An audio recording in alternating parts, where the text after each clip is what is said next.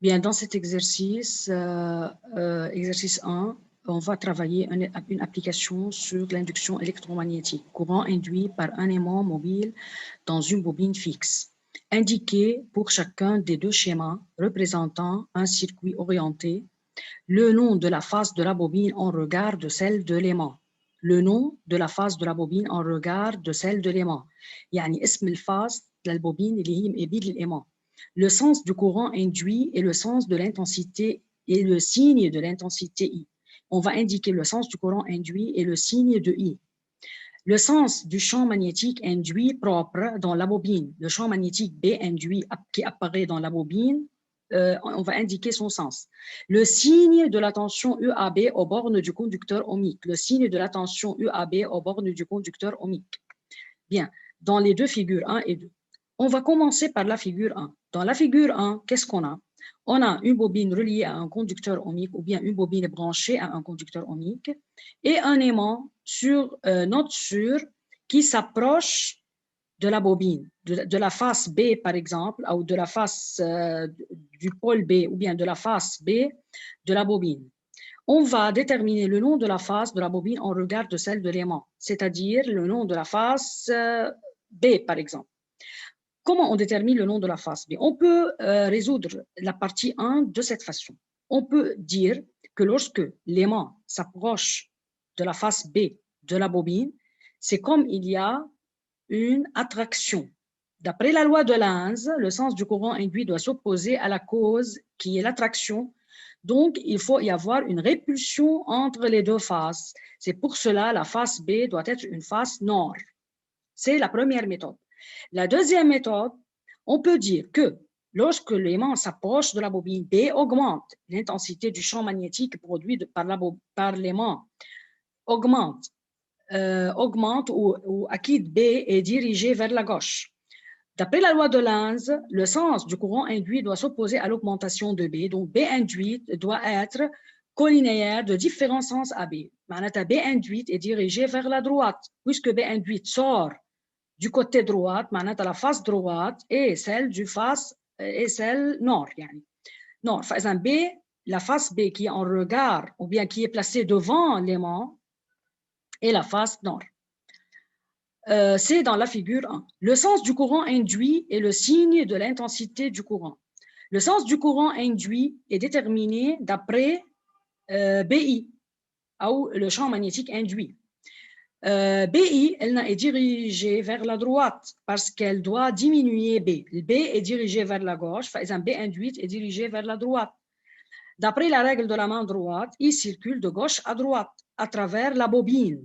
À travers la bobine, il circule de gauche à droite et à travers le conducteur ohmique, elle circule de droite à gauche, c'est-à-dire dans le sens positif. Donc, I est positif dans la figure 1. Le sens du courant induit donc à travers le conducteur ohmique est de B vers A. À travers la bobine, il est de A vers B. Le signe de I est positif dans la figure 1. Le sens du champ magnétique induit propre dans la bobine, puisque B est dirigé vers la gauche, alors B induite doit diminuer B, on a dit elle est dirigée vers la droite. Le signe de la tension UAB aux bornes du conducteur ohmique. Regardons la figure. Le conducteur ohmique est orienté de B vers A. Donc UBA est égal à R fois I. UAB est égal à moins R fois I. Et puisque I est positif, alors UAB est puisque I est positif, alors UAB, moins R fois I est négatif. Bien, représentons les vecteurs sur la figure. Voici le vecteur B, champ magnétique de l'aimant. C'est le vecteur B, c'est le vecteur champ magnétique produit par l'aimant. Quand ce vecteur augmente en intensité lorsque l'aimant s'approche de la bobine, donc le flux varie, alors il y a apparition d'un courant induit ici dans la bobine. La présence du courant induit fait apparaître un champ magnétique B induit qui doit diminuer B. Par exemple, B induite doit diminuer B. B induite est dirigée de gauche à droite à l'intérieur de la bobine. En appliquant la règle de la main droite sur B induite, ou bien puisque B induite est dirigée vers la droite, alors le courant induit circule de gauche à droite à travers la bobine, ou bien de droite à gauche à travers le conducteur ohmique. Donc, le courant I est positif. Alors, puisque le conducteur ohmique UAB ou bien UBA à travers le conducteur ohmique UAB est égal à moins R fois I, car le conducteur ohmique est orienté de B vers A. Car le conducteur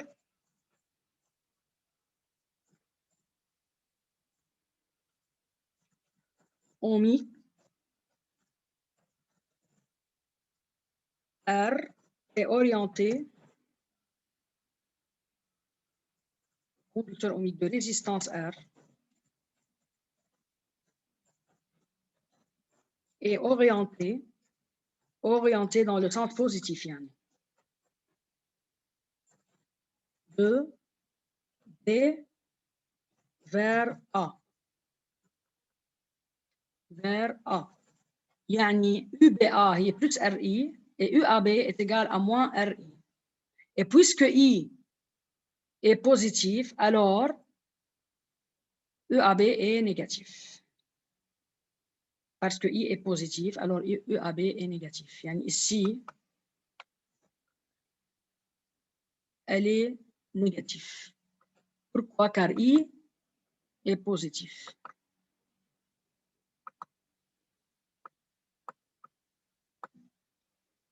UAB est également R fois I, car le conducteur ohmique est orienté de B vers A. C'est pour la première figure.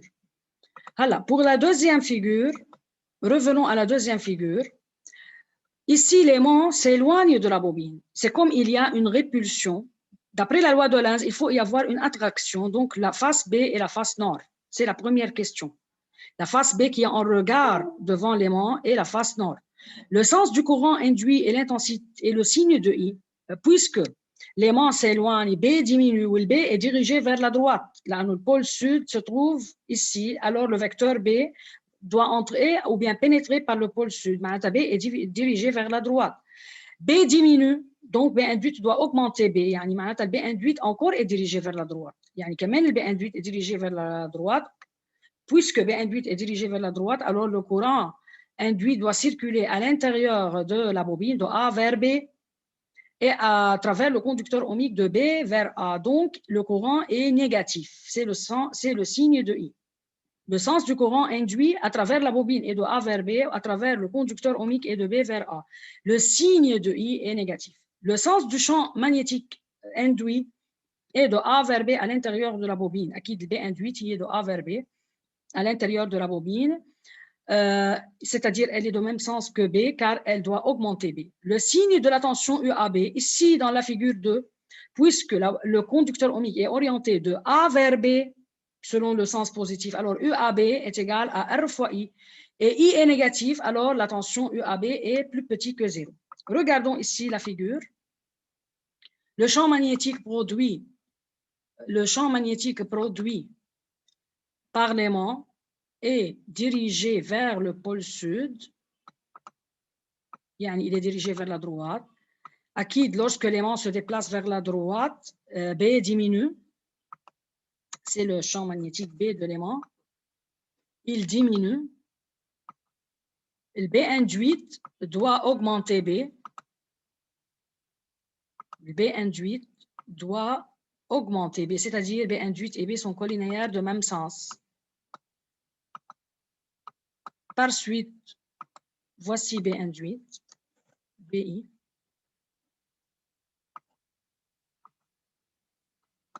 BI et B sont collinéaires de même sens. Cette face est nord et cette face est sud, acquis. Nord induite, acquis, et sud induite. Le courant induit circule de gauche à droite, encore. Ici, c'est le sens du courant induit à travers la bobine.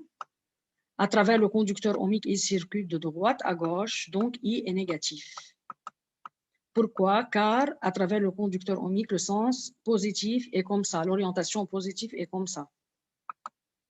Voici l'orientation positive. C'est l'orientation positive. D'après la loi d'Ohm au bord d'un conducteur ohmique, EAB est égal à R fois I. Ici, EAB est égal à R fois I. EAB est égal à plus R fois I, car le conducteur ohmique est orienté de A vers B. Et ici, I est plus petit que 0. Donc, EAB est plus petit que 0. Là, le R est toujours positif. R fois I plus petit que 0. طبعا هون لما بدنا نطلع الاكسبريشن de la loi d'Ohm au bord d'un conducteur ohmique, on a suivi le sens positif. ما مشينا حسب الكوران. ليه؟ لأنه الكوران مرة positif مرة négatif. Lorsque le courant possède une valeur algébrique, on ne suit pas le sens du courant, on suit le sens positif. بالنسبة للصورة الأولى بس نذكر إنه c'est la face ici nord de la bobine et c'est la face sud أكيد induite de la bobine.